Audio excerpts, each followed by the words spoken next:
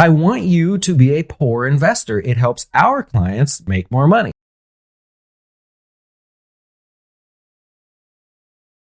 All right, welcome to Jazz After Dark, everybody. How you doing tonight? Hey, I'm going to really disappoint the bourbon guys, whiskey guys out there. A real treat for me here tonight. I haven't had this in probably 20 years, and I used to get it on airplanes when I was a kid. I thought it was the best thing ever. The missus got it for me. Clearly Canadian cherry flavor. I mean, there's nothing that tastes like it, so she got her flavor, we took a sip, and we're both like, oh, man.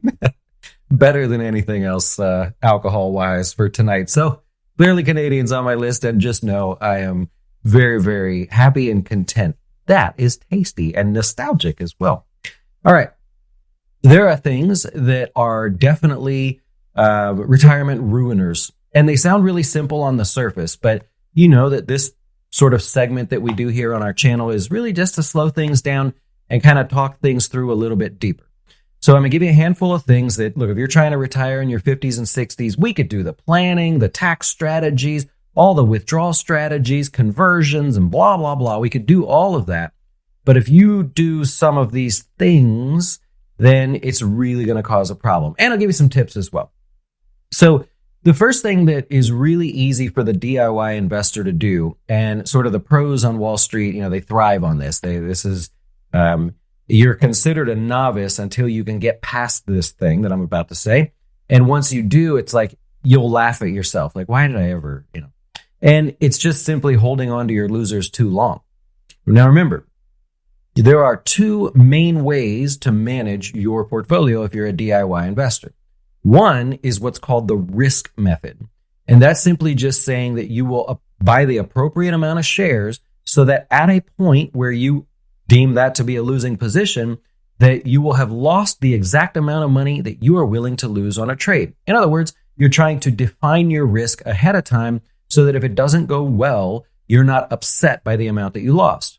And then what you do is you say, well, that spread, let's say that you're going to let it wiggle $1 and you're willing to lose $100. So you buy 100 shares. So at the point that it falls $1, you have lost $100. You get out. You're not upset, right? Whatever the number is.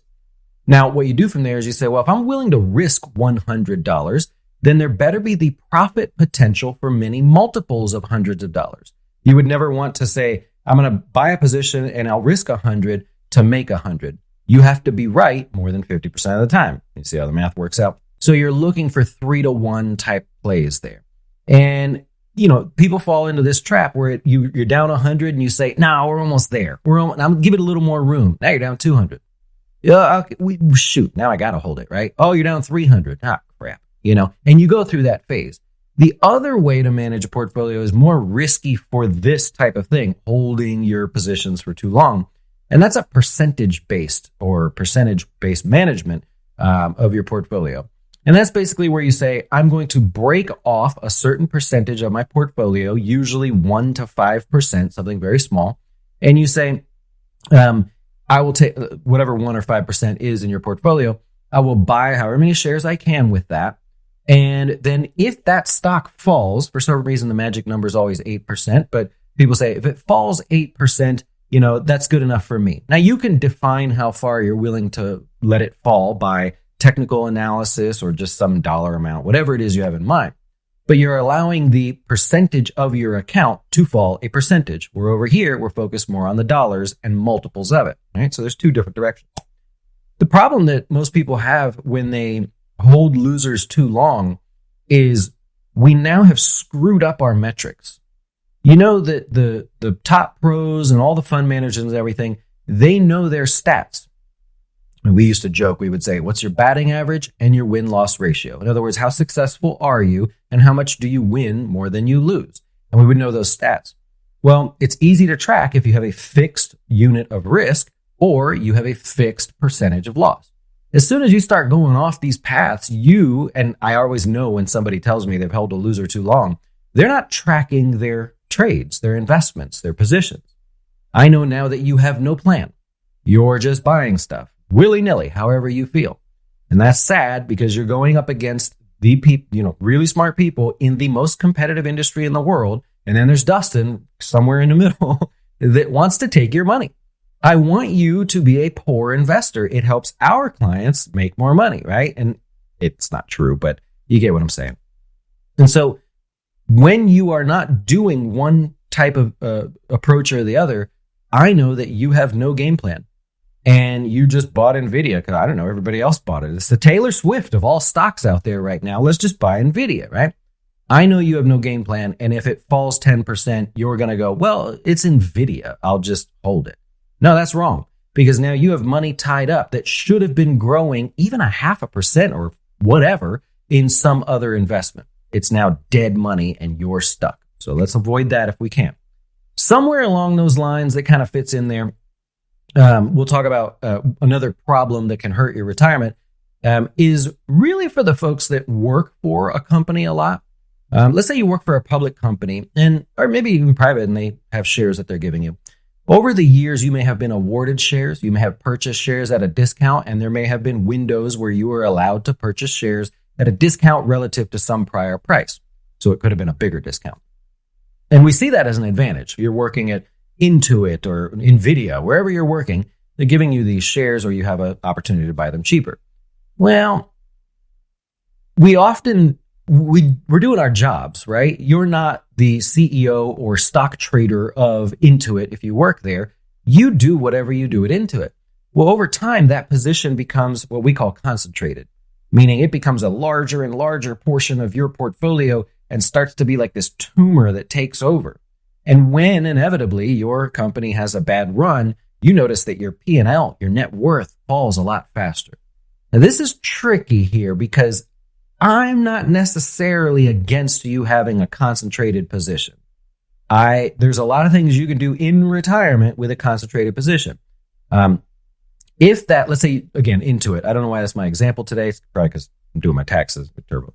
So if you have a concentrated position, a very large position, and it's inside your 401k, there's a trick there. It's called net unrealized appreciation. There is a separate little carve out in the tax code that allows you to take that big position out of your 401k before you roll over everything in retirement to an IRA.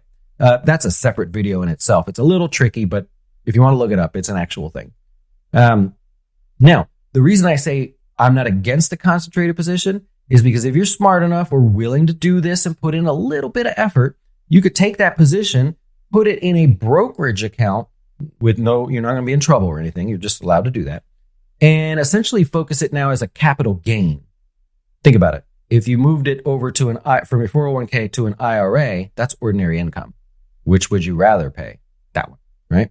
So now that you have this bigger position inside of a brokerage account, let's say, you have choices. We can peel off pieces of it during good times. We can hold it during bad times and then take money from other portions of your investments so that we don't sell at a deep loss or whatever. You could even use options. If you look at your retirement and you say, I need a little more income, you've got this big position, there's a chance to use something called covered calls.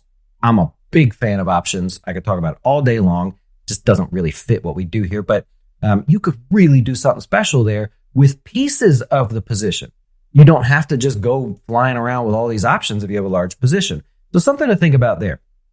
Okay, the third thing. This happens, and it's a shame that it happens, but this is more for the people that are in your 40s, 50s, and you're within that 10-year range of retirement, and you are still dollar cost averaging, right?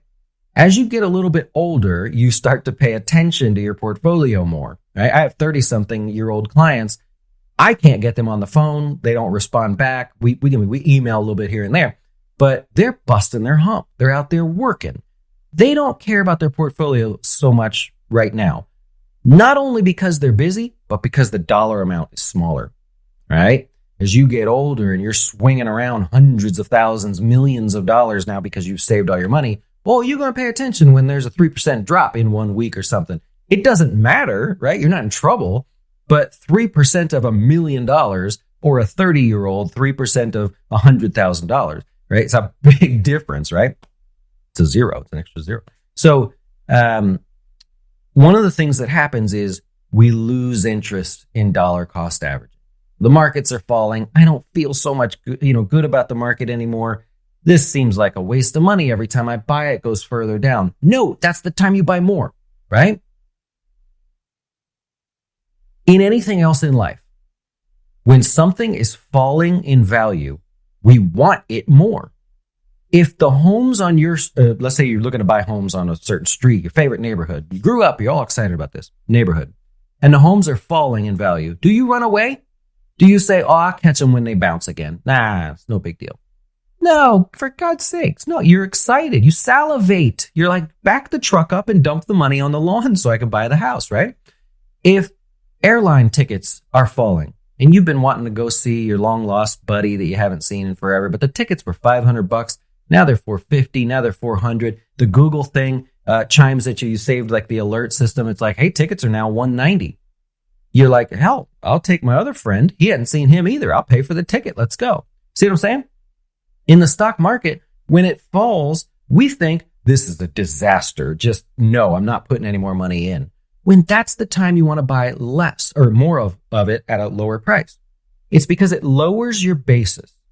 If you bought one share at $100 and it fell, granted, let's assume you don't need this money for a while, right? You're long-term investing. You bought one share at 100. It fell to 90 and you bought another share. Your cost basis is 95, right? So over the long run, we know we're going to leave 95 in the dust, okay? But while we're falling, we want to lower that cost basis. For the sake of easy math, let's say it goes from 95 to 85 and you go, oh my God, this is like a deal of a lifetime here. And you buy two more shares. Now your cost basis is 90. See how we're just dropping it. So you went from 100 down to 90 just like that. Well, as you're investing over time, we want the lowest cost basis that we can get. All right. I got excited there. Okay, so the last one, margin. How many of you think margin is more evil than the devil himself? Right? Shame on you. It's because you don't know the rules. You did not take the time to learn how it works, and you did probably lose quite a bit of money. You probably got overexposed. Margin call, sound familiar? Well, anybody who despises margin, I guarantee you, doesn't know how it works. They did not read the file that they were given to assign electronically if you want to add margin to your account. Just like anything else. It's just like your house. You took out margin to buy your house. It's a loan. This loan has slightly different rules.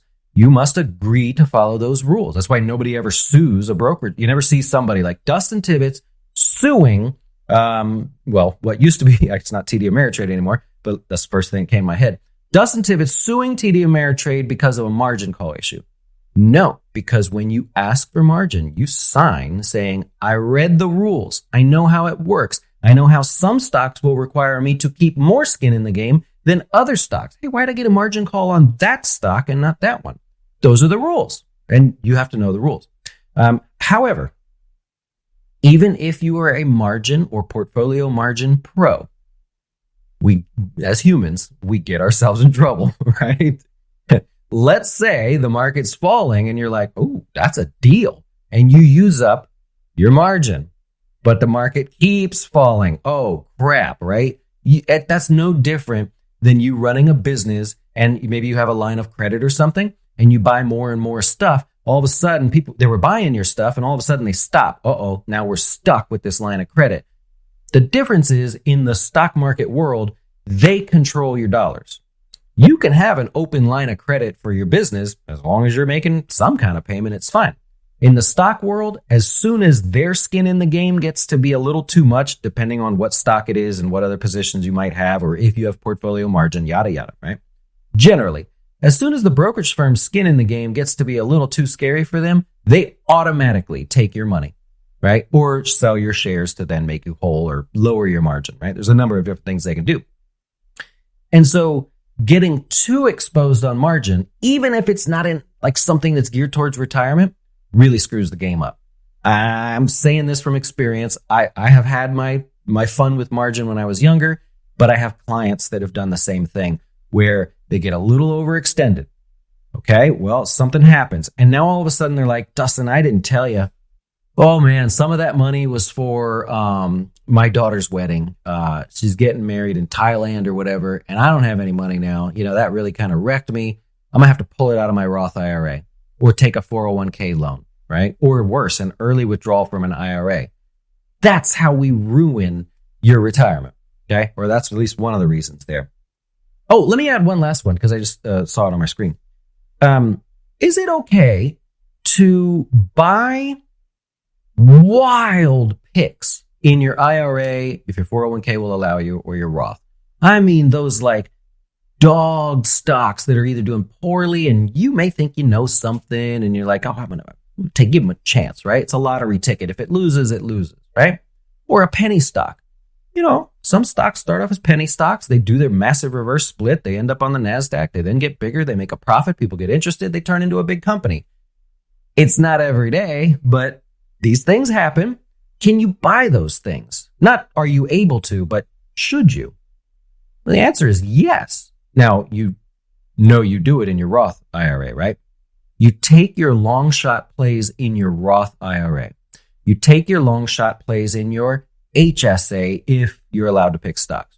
You take your long shot plays in anything Roth, right? Because if it pans out, there's no tax. That's what we want. However, only a couple, right? And you likely won't do this. Most people don't have like 50 lottery ticket plays and they've bet half their retirement. There's just not enough time to learn enough to get excited about a small little stock that you think is going to do well, right? So most of the time it's one or two stocks that somebody works for somebody and knows something and hey, they're going to do well. And I see the shipments coming back and forth. I've got a feeling, right? It's okay. Just keep it small. And remember this, it's not easy to do because you're buying 100 shares of something that, maybe $1 stock or whatever. Keep this in mind. If you think it's going to be that big of a success, you'll be more than happy with just 100 shares. Case in point would be like Amazon. If you only bought a handful of shares of Amazon, you might be upset at the time thinking, I'm not taking a chance, right? But if it pans out, it's going to be so large, you'd be happy. That's why we call it a lottery ticket play. You put in a couple bucks. It's not a big deal. If you win, it's going to dwarf the amount that you put into the game, right? So beware of that one as well. I find that people put a few dollars in, something goes well, and they put a few more dollars in, more dollars.